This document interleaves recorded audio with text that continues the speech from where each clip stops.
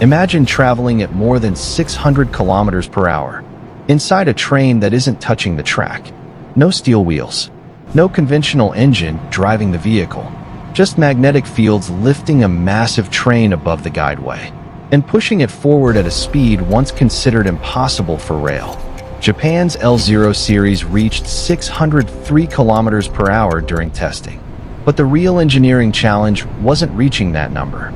It was making a train fly safely at that speed. For more than a century, trains depended on wheels touching rails.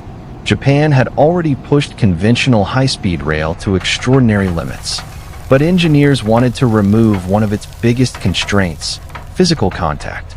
Their solution was superconducting magnetic levitation. Instead of wheels carrying the train, powerful magnets lift and guide it. Instead of a conventional motor, the guideway itself becomes part of the propulsion system. And that required engineers to completely rethink what a railway could be. A conventional train depends on steel wheels pressing against steel rails. That contact provides traction and keeps the train physically connected to its track. But as speed increases, the relationship becomes harder to manage. Tiny imperfections in the rail create vibration. Mechanical components experience greater stress. And the faster the train travels, the more demanding the entire system becomes. Japan had already developed the Shinkansen into one of the world's most advanced conventional railways. But instead of simply making the wheels stronger, engineers asked a more radical question. What if the wheels weren't needed at all? That idea became the foundation of Japan's superconducting maglev. Powerful superconducting magnets are installed on the train, while specially designed coils are built into the guideway. When the train moves, these magnetic systems interact. The resulting forces can lift the vehicle above the guideway and keep it centered. During high-speed operation, the train effectively floats above the track. That eliminates conventional wheel-to-rail contact. But floating is only half the challenge. A train still needs to accelerate. And Japan had another radical solution. Instead of putting a conventional motor inside the train, engineers placed propulsion coils along the guideway. These coils generate a moving magnetic field. The superconducting magnets on the train interact with that field, and the train is pulled forward. The railway itself becomes part of a giant linear motor. But creating such powerful magnetic fields requires extremely cold superconducting systems. And that brings us to the technology that makes the entire concept possible. The heart of Japan's maglev isn't the aerodynamic body. It's the magnets hidden inside it. SC Maglev uses superconducting magnets, which can generate extremely powerful magnetic fields when maintained at cryogenic temperatures. The challenge is keeping those magnets cold enough while they're moving inside a passenger train. The magnets are housed in insulated cryogenic systems designed to minimize heat entering from the outside environment.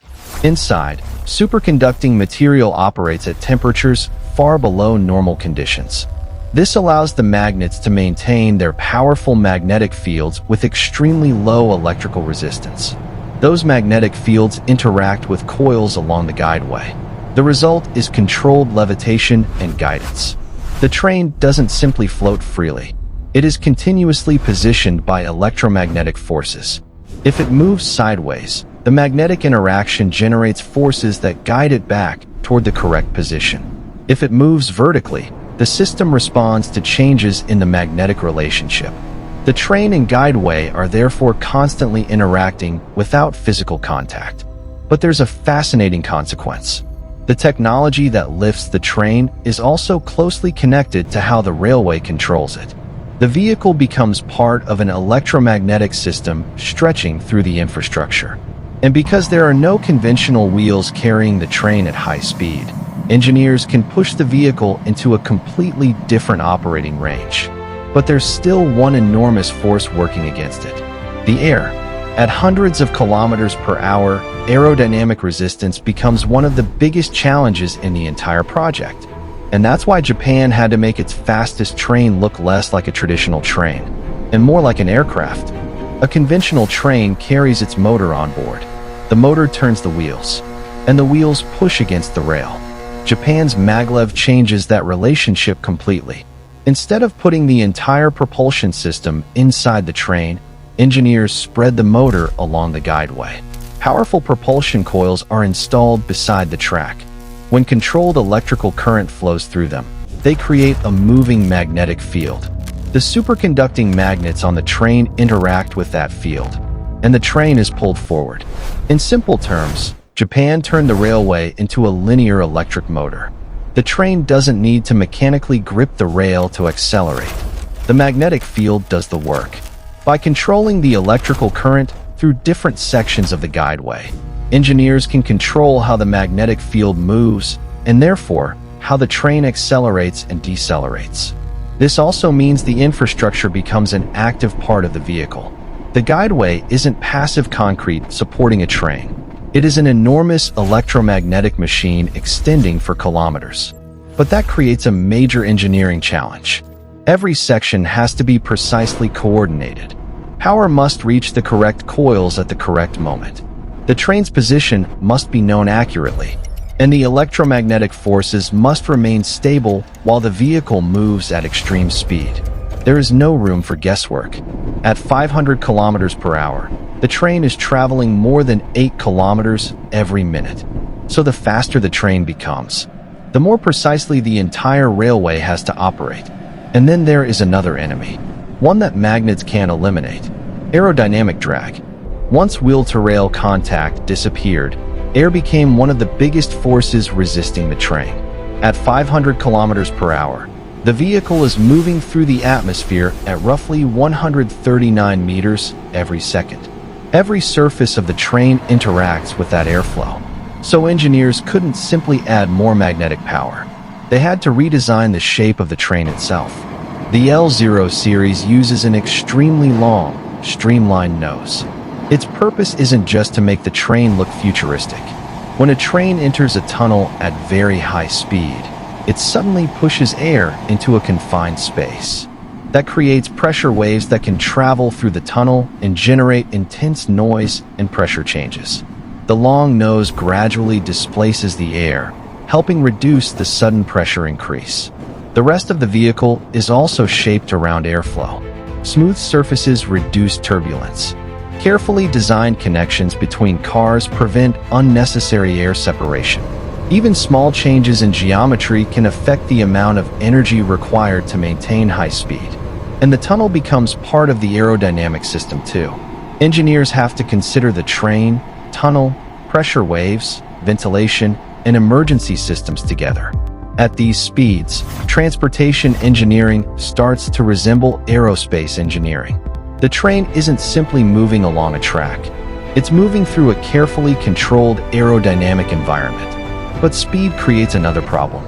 A train traveling at 500 kilometers per hour cannot rely on a human operator to constantly correct its position. The system itself has to know where the train is, how fast it's moving, and what is happening ahead. The railway needs a nervous system.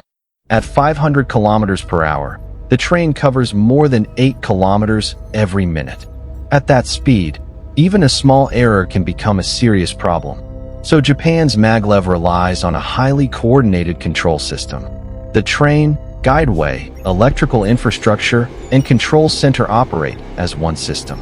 Sensors continuously monitor the train's position, speed, and operating condition. The guideway is divided into controlled sections, allowing engineers to manage propulsion as the train moves along the route. The system knows where the train is, how fast it is moving, and which section of the guideway it is approaching. That information allows the propulsion system to create the correct magnetic field at the correct moment. The same principle is important during deceleration. A train traveling this fast cannot simply stop instantly. It needs controlled braking over a significant distance.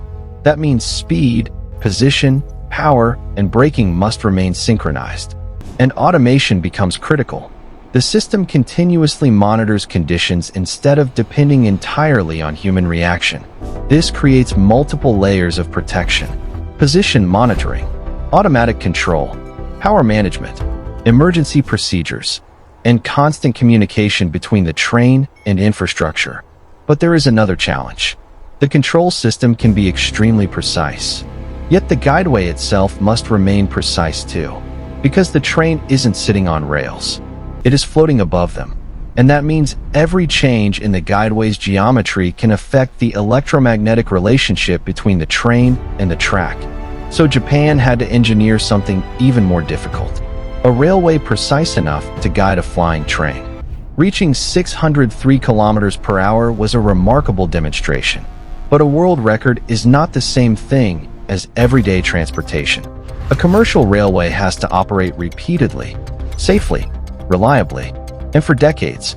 That's why the commercial Maglev system is designed around an operating speed of about 500 kilometers per hour, rather than the 603 kilometer per hour test record.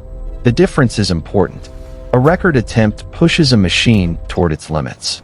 A passenger railway has to balance speed with reliability, energy use, maintenance, passenger comfort, and infrastructure cost. Every tunnel has to remain stable. Every guideway section must maintain its geometry. The superconducting equipment must operate reliably, and the enormous electrical infrastructure must continuously deliver controlled power. Japan also has to design for earthquakes. Seismic monitoring and protective systems are essential because the railway passes through a country where strong ground movement is a constant engineering consideration. So the real achievement isn't simply building the world's fastest magnetic train. It's creating an entire transportation system where superconductivity, electromagnetism, aerodynamics, electronics, civil engineering, and disaster protection work together. The train is only one part of the machine. The guideway is another. The control system is another. And the infrastructure connecting everything together may be the most complicated component of all. That is what makes this technology so remarkable. Japan didn't just make a faster train. It redesigned the railway around the train. For more than a century, a train meant wheels touching rails. Japan challenged that assumption. It built a vehicle that could lift itself above the guideway, propel itself using electromagnetic fields, and reach 603 kilometers per hour during testing. But the real achievement isn't the speedometer.